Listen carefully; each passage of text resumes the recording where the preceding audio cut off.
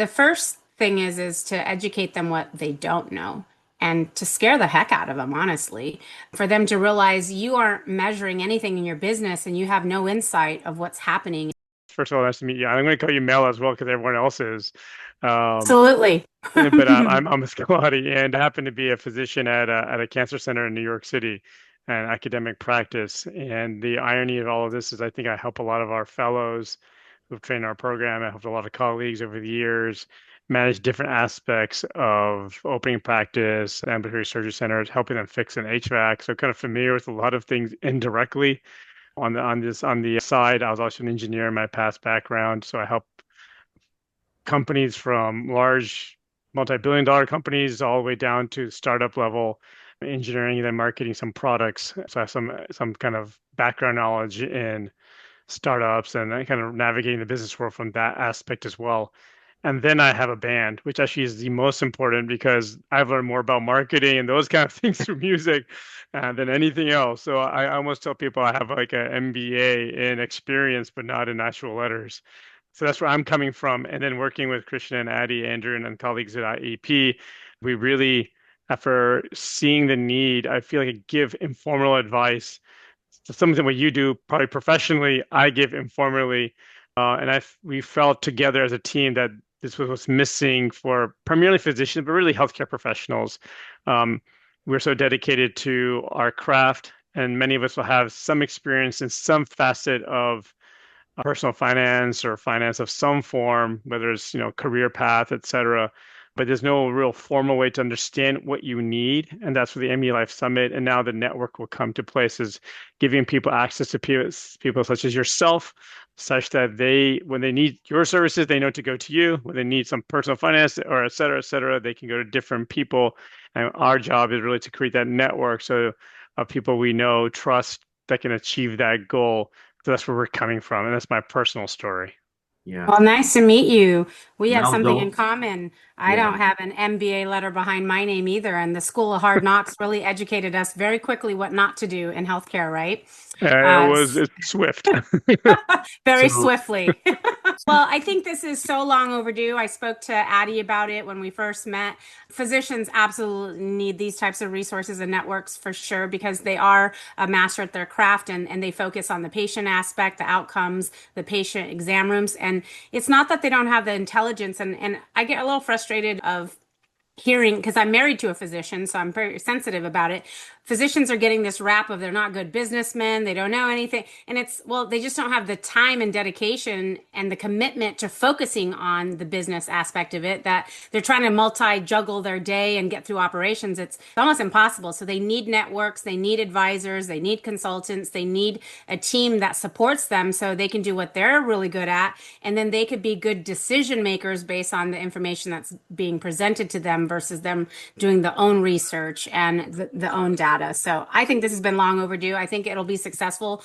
When you get engagement initially, the first one is going to be an important engagement to get the physicians to hear the buzz and the interest and how it brings them value. And then there'll be more and more requests for it for sure because it's a need. It's been needed for a long time. I might say Mel is a magician, very unique in how she can turn a struggling practice around. One of the things I have been really impressed by her is just the amount of scale of her ability to organize and grow organizations. So, one thing, Mel, like I think a lot of us as doctors don't really understand the needs of where we are. And because if you don't have information to understand the practice struggles, how do you even know that you need an MSO? That's the kind of the buzzword or management organization.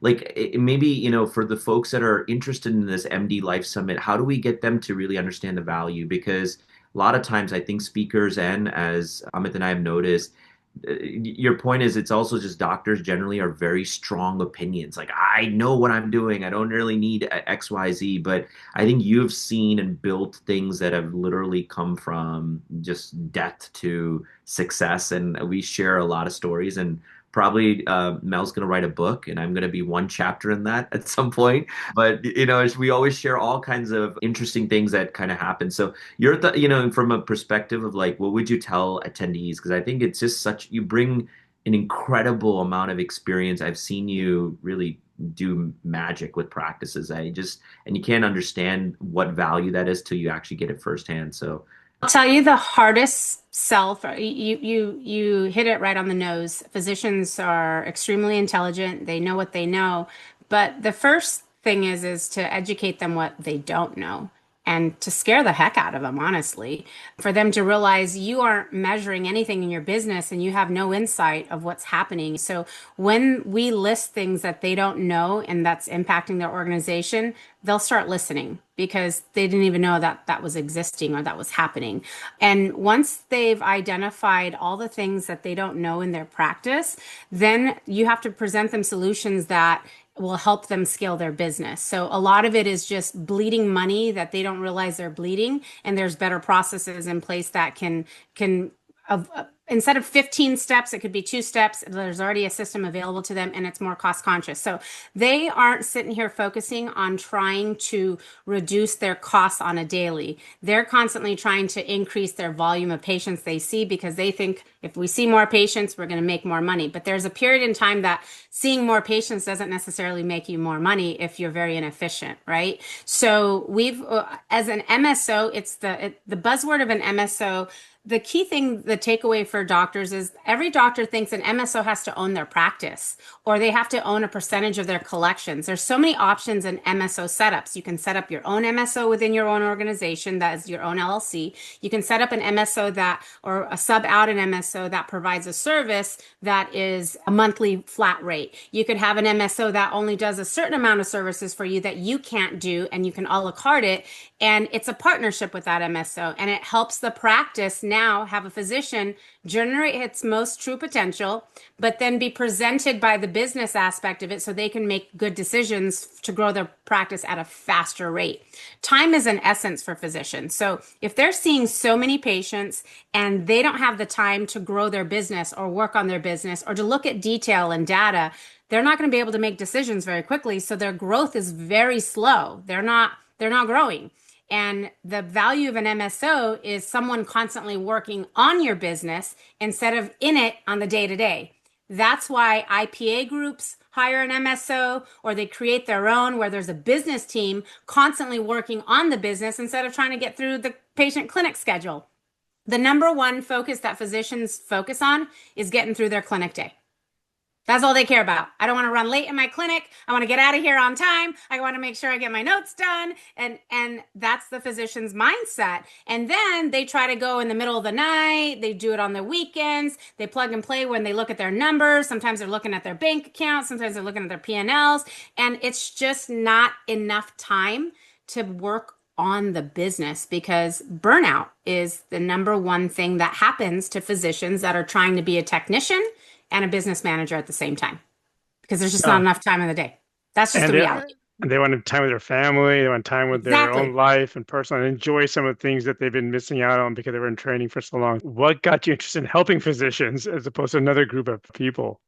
I retired and got bored. So, and I like fixing problems, but the gratification for me is seeing that it changes the physician. They're working because they want to work versus working because they have to work. And that gratification was such a high for me that I could change their revenue, that they now have an admin day. They only do surgeries. They now can take, my husband takes 10 weeks of vacation a year and he still complains. And I'm like, 10 weeks? What doctor out there in private practice takes 10 weeks of vacation, And so those are the highs. That's why I decided to do it.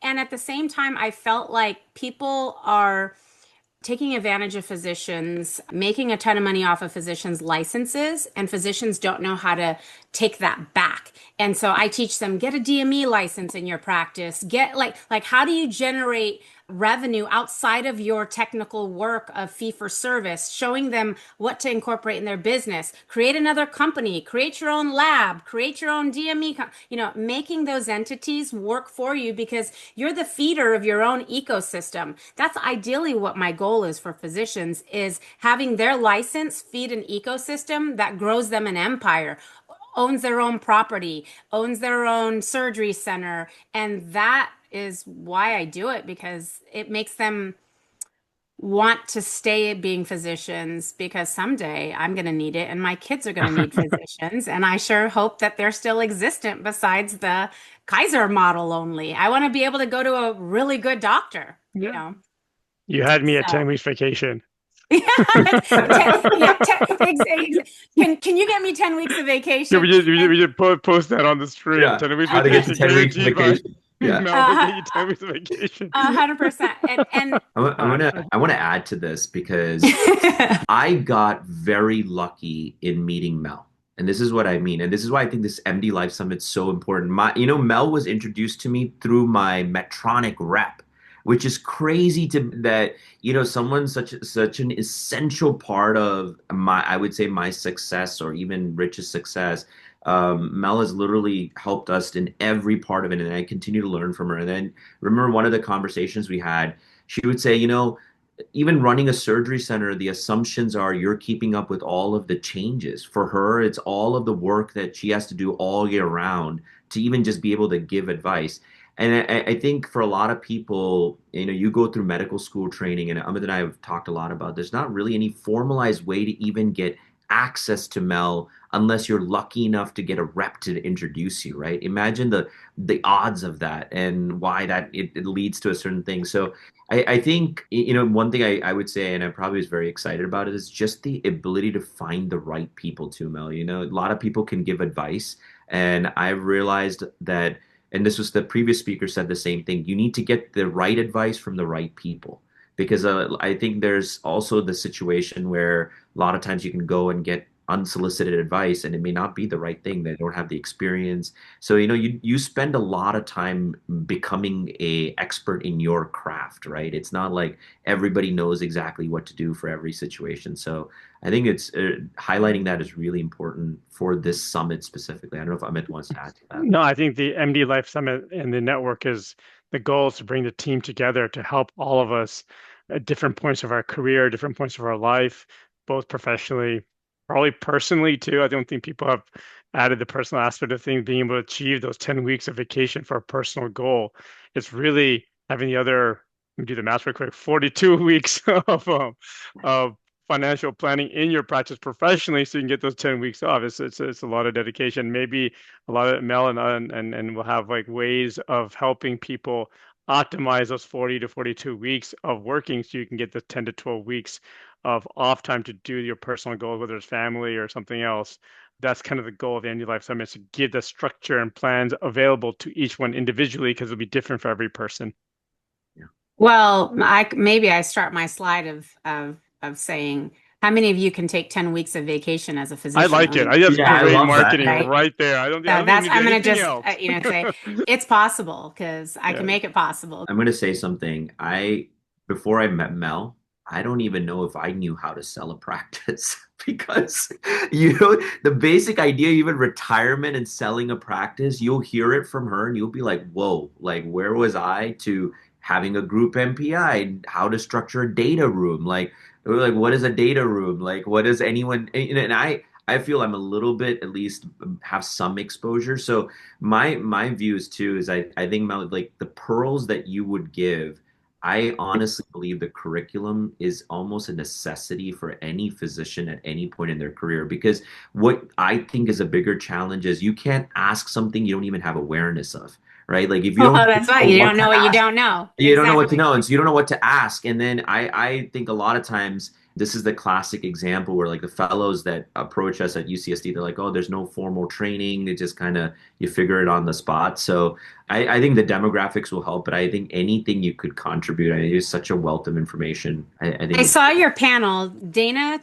Jacoby. She's phenomenal at acquisitions and sales. That's like her bread and butter. I think I've worked on a transaction with her. I'm trying to refresh my memory of last year. But starting a business, or someone starting a business, no one's really thinking about the exit when they set up the business. And they're supposed to be setting up the exit at the time of starting your business. Do I make it an LLC? Do I make it a general S Corp? Do I make it a MD corporation? Well, it depends who you plan on selling it to. Are you planning on selling it to an only a physician? Are you selling it to a PE group? So all of those initial setups no one's thinking about. But going to the point of what to ask an advisor. Well, if you don't know what you don't know, you're not even knowing what to ask. And that is the biggest problem with physicians. And because Those, they know the medical body of parts and, it's diagnosing, but they don't know what to ask me as an advisor. And that's what I'm saying. I would scare them. I would tell them, well, do you do this? Do you do this? And I didn't even know that was an option. And, so you don't know what you don't know. So it's hard. How do you have physicians take advantage of advisory if they don't know the right question to ask? The biggest scary part right now that I see, someone told me, Mel, ChatGPT is going to make consultants go out of business. I kind of started laughing and I said, honestly, ChatGPT makes people a lot faster at their job. They will even help consultants be faster in getting their data together. But if you don't know what to ask ChatGPT, that's exactly right. okay. If you do not know what to ask your co-pilot on your teams, your Gemini, all right, you're going to put yourself in massive liability because we're not only dealing with the medical board, we're not only dealing with the DEA, we're dealing with OSHA, California laws. What you got? State, federal, licensing, legal, and the liability of ChatGPT just exposed physicians another level notch of what they don't know. Mhm. Because if you don't even know what to ask an advisor, Amit, could you imagine what the heck you're asking ChatGPT and how successful that's going to be for you? No, 100% agree. I think not asking the correct question, but also planning That isn't, will be on my slide, by the yeah, way. yeah, I am putting plan. that on my slide. Yeah, should put a Mel versus ChatGPT. Does ChatGPT know what your current scenario is in Yeah. your bank And I account? promise you, Does it's not guaranteeing you 10 weeks of vacation. Yes. But honestly, from a marketing perspective, I think just starting with how to get 10 weeks of vacation and making that the focus, actually that resonates with me. Even if it's not exactly 10 weeks, I think it actually makes because people want that. I think people want to achieve that. Absolutely. It's a goal. Absolutely. It's an exit strategy, and I think that could be the foundation of how you can develop your plan because it's actually something tangible. And most people, I have a feeling most people would resonate towards the idea of living a life like they do in France. Yeah, for sure.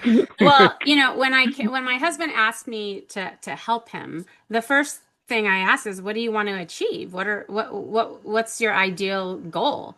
And he was like, "Well, I just want my patients. I just want to see patients on time, and I want my team to just do what I need them to do. And then the first thing I said was, well, that's not a big enough dream. I don't understand. You're just trying to get through your day."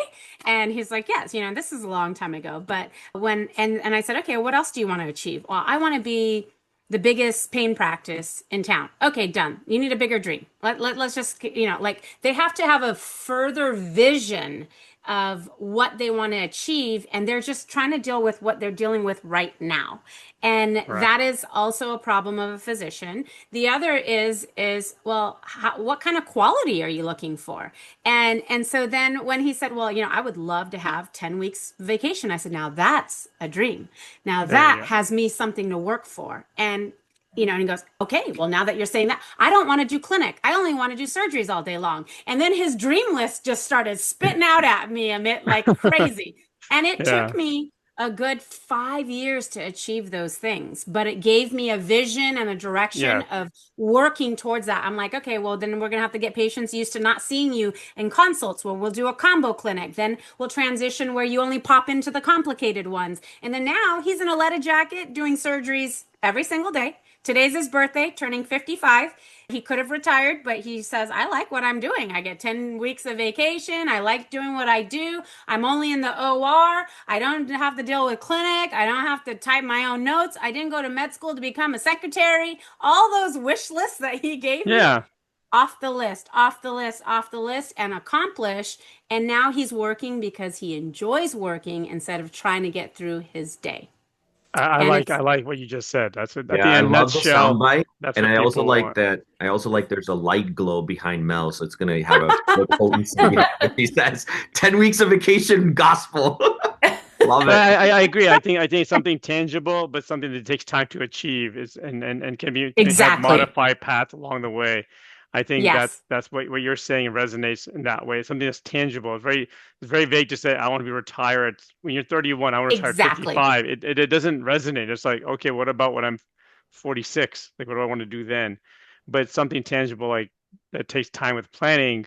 10 weeks is in this case. I think Well, that really resonates. that's the true story. He wanted to retire at 55 Yeah. and I wanted to retire at 40. Well, I'm almost 48. I went back out of retirement. So we achieved those things. He's at 55. He's still working, but not because his financial Yeah. advisor says you still have to work. Your kids' college funds are saved or whatever. He's doing it because he loves the medicine. Plans change. And That's okay. and it changes. Yeah. Exactly. But you're achieving those benchmarks. So establishing what your goals are, hitting those benchmarks, how to transition your practice.